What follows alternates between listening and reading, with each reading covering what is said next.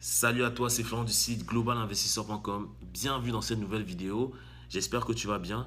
Alors, dans cette vidéo, nous allons voir ensemble comment investir et gagner de l'argent en seulement 5 étapes. Avant de commencer, je t'invite à t'abonner à la chaîne YouTube pour rejoindre des milliers d'entrepreneurs et investisseurs. On a atteint les 10 000 abonnés, donc je te remercie beaucoup.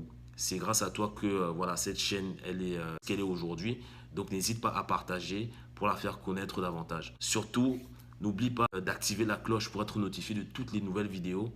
Et regarde bien la barre de description en dessous car tu vas trouver des e-books gratuits sur l'immobilier et sur l'expatriation à l'étranger et également 1 heure de formation gratuite où je t'explique comment j'ai pu faire un profit à l'achat de près de 100 000 euros en immobilier en l'espace d'1 an. Comment investir et gagner de l'argent finalement? Ça, c'est une question qui se pose par pas mal de personnes car tu sais très bien comme moi que tout ce qui est retraite, aide, etc., c'est pas quelque chose sur lesquels on peut vraiment compter. Donc, beaucoup de personnes se demandent comment est-ce que je peux aujourd'hui investir et gagner de l'argent. Il existe plusieurs moyens d'investir. Tu dois le savoir de par cette chaîne, l'immobilier, Internet, l'entrepreneuriat, le business dans le dur. Je vais vraiment t'expliquer comment toi tu peux y arriver en seulement 5 étapes. La première étape, ça consiste à quoi? La première étape consiste à quoi? La première étape, c'est de mettre de l'argent de côté. Chaque mois, tu dois mettre minimum 30% de ton salaire. Dans des livres, on va te dire de mettre minimum 10% de salaire. Voilà. Donc, si tu gagnes, je ne sais pas, 2000 euros, il faut que tu mettes 200 euros de côté. Pour moi, ce n'est pas suffisant. Il faut minimum 30% de ton salaire. Moi, par exemple, quand je travaillais en France, je mettais 50% de mon salaire tous les mois de côté. 50% de mon salaire. Donc, je vivais sur une demi-paye.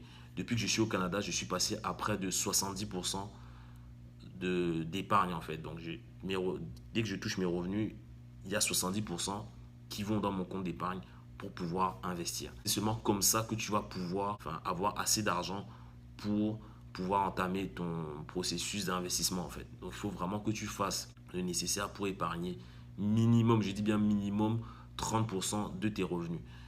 Tu vas me dire peut-être c'est impossible, mais c'est tout à fait possible. Il faut juste que tu vois tes postes de dépenses et que tu les réduises. Si tu as des abonnements, si tu as des tendances un peu impulsives, que tu vas faire des courses tout le temps, acheter, tu vas tout le temps au restaurant, tu fais du shopping, etc. Il faut que tu puisses diminuer ça pour pouvoir épargner davantage. Et c'est seulement comme ça que tu vas pouvoir épargner minimum 30% de ton salaire. Une fois que tu as commencé à épargner, ce que tu vas faire, c'est de te former. Donc, tu vas vraiment allouer un budget à ta propre formation. Ça va être les livres, les séminaires, les formations en ligne, les coachings, les mentorats, tout ce que tu veux. Mais il faut que tu te formes sur les sujets qui t'intéressent. Pour moi aujourd'hui, les sujets qui m'intéressent, c'est l'immobilier et le business en ligne. Donc, moi, quand j'épargne mon argent, j'alloue une partie de cette somme à des formations dans l'immobilier, à des formations sur le business en ligne. Donc si toi également tu souhaites investir, il faut que tu te formes dans ce qui t'intéresse. Donc il n'y a pas que l'immobilier et le business en ligne. Tu peux te former au trading, tu peux te former à la bourse, tu peux te former à tout type de business en fait qui vont pouvoir par la suite te générer de l'argent. Très important de se former car voilà, c'est comme je te dis et je sais que je le répète souvent sur cette chaîne, se former, c'est la base de tout. Tu ne peux pas te lancer en affaires sans avoir de connaissances. Et pour avoir ces connaissances, il faut te former auprès de personnes qui ont les résultats que toi tu as envie d'avoir ou qui sont passées plusieurs étapes ou bien plusieurs difficultés en fait pour arriver à leurs objectifs. Donc c'est uniquement via ces personnes-là que tu vas pouvoir avoir les connaissances nécessaires pour atteindre tes objectifs. L'autre jour, j'ai discuté avec un ami à moi et voilà, il me demandait un peu ce que je faisais dans l'immobilier, etc. Et je lui dis, voilà, moi je forme les gens dans l'immobilier. Je forme les gens dans l'immobilier. Et il voulait que je lui dise un peu comment faire dans l'immobilier. Moi je lui ai dit, mais écoute, la première chose que tu dois faire pour commencer à investir dans l'immobilier, c'est de te former. Et lui m'a dit, moi j'ai pas le temps, etc. etc. Voilà, il faut que je trouve quelqu'un qui gère l'investissement pour moi parce que moi j'ai pas le temps. Et ça, c'est la pire des erreurs en fait. Parce que si tu agis comme ça, c'est comme ça que tu vas te planter en fait. Il faut prendre le temps de se former et ne pas se dire que tout est simple et tout est accessible. Il faut vraiment avoir les bases et il faut vraiment être vraiment prêt pour pouvoir investir, prêt pour pouvoir entreprendre. Car ce n'est pas tout le monde qui se lance dedans. Il y a des challenges, il y a des obstacles à surmonter, il y a des risques à prendre qui sont bien évidemment mesurés si tu t'es formé.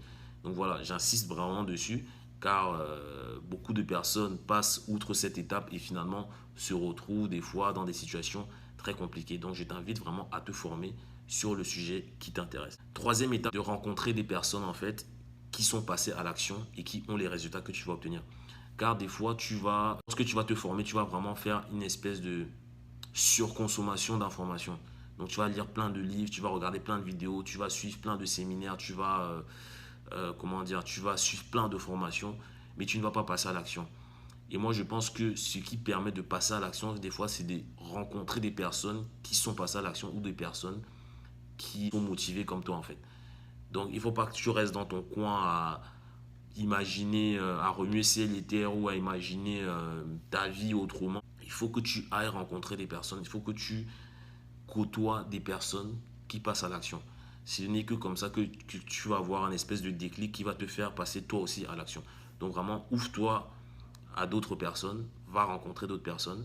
Peut-être que tes amis ou tes proches, ce n'est pas des personnes qui entreprennent dans le secteur que toi tu veux. Donc il faut vraiment que tu te rapproches des personnes qui ont les mêmes centres d'intérêt que toi pour pouvoir toi aussi vraiment briser ce blocage et aller de l'avant. Une fois que tu as rencontré ces personnes-là, comme je disais précédemment, c'est le passage à l'action. Donc il faut que tu passes à l'action. À un moment donné, voilà, il ne faut plus attendre. Même si tu n'es pas prêt, à 100%, il faut passer à l'action. Et sache que tu ne seras jamais prêt à 100%. Quand j'ai lancé cette chaîne YouTube, j'étais pas prêt. Donc voilà, je voulais tout maîtriser. Je voulais même commander des caméras, des fonds blancs, des fonds verts, pardon, des micros, des trucs comme ça. Et je me suis dit, mais finalement, ça sert à rien. Aujourd'hui, je filme les vidéos avec mon téléphone. Je fais les montages avec mon téléphone.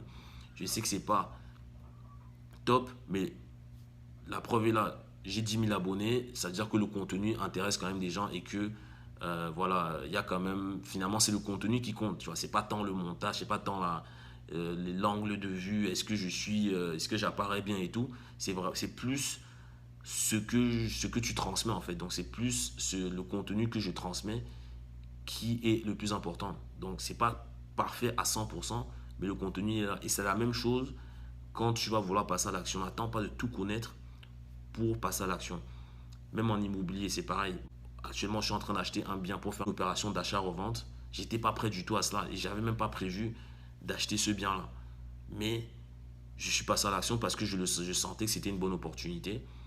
Et voilà, j'ai tout de même j'ai tout de même pris le risque, mais j'étais pas prêt du tout. D'ailleurs, je te ferai une vidéo pour des coulisses de cet investissement-là. Tu vas voir que c'est quelque chose de très très très intéressant. Je te montrerai l'immeuble et je t'expliquerai un peu les stratégies que j'ai par rapport à cet investissement. Il faut vraiment que tu passes à l'action et que tu investisses dans des actifs rentables sur le long terme.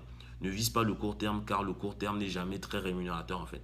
Tu vas faire un coup vite fait et peut-être tu vas gagner, je sais pas, 2, 3, 5 000 euros, mais il faut que tu vises vraiment sur le long terme. Sur le long terme, ça va être quoi? Ça va être par exemple investir dans l'immobilier, investir sur un business en ligne. Tu vois, aujourd'hui, ces vidéos YouTube, ça tourne. J'enregistre une fois, mais la vidéo va être vue, je ne sais pas combien de fois, 500 voire 1000 fois. C'est en moyenne les vues, le nombre de vues que j'ai. Mais tu vois, j'ai travaillé une fois, mais cette vidéo, après, va travailler pour moi pour le long terme. Donc, c'est vraiment cette vision qu'il faut que tu aies de ne pas faire une action et que ça s'arrête. Il faut que tu fasses une action qui perdure dans le temps, en fait. Donc, c'est vraiment ça, d'agir sur le long terme et d'investir sur des actifs finalement. Parce que l'immobilier, c'est un actif et même le business en ligne, c'est un actif. Car si aujourd'hui, tu veux par exemple faire des vidéos sur YouTube, ça va faire... Tu vas travailler une fois, mais les vidéos après, elles vont continuer à travailler pour toi, te ramener du trafic, te ramener des clients, etc. Une fois que tu as pu investir sur un actif sur le long terme, il faut juste que tu répètes. Tu répètes la même chose plusieurs fois. Donc, si tu as réussi à investir dans un bien, tu investis dans un deuxième, troisième. Voilà. Si tu as fait une vidéo sur Internet, tu en fais une, deux, trois, quatre, cinq, etc. Donc, tu multiplies ça et tu vas voir qu'au final, sur le long terme, bien évidemment, car ce n'est pas quelque chose qui va arriver rapidement. Sur le long terme, tu vas commencer à avoir des résultats, à générer des revenus et surtout avoir confiance en toi car tu vas te dire que c'est possible.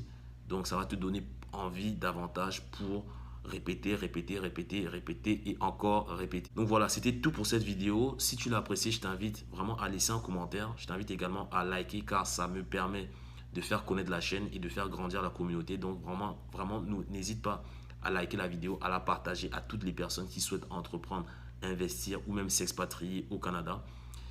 Et surtout, n'oublie pas de télécharger 1 heure de formation gratuite. Donc tu as le lien juste en dessous. Et moi, je te dis à la semaine prochaine pour une nouvelle vidéo. Ciao.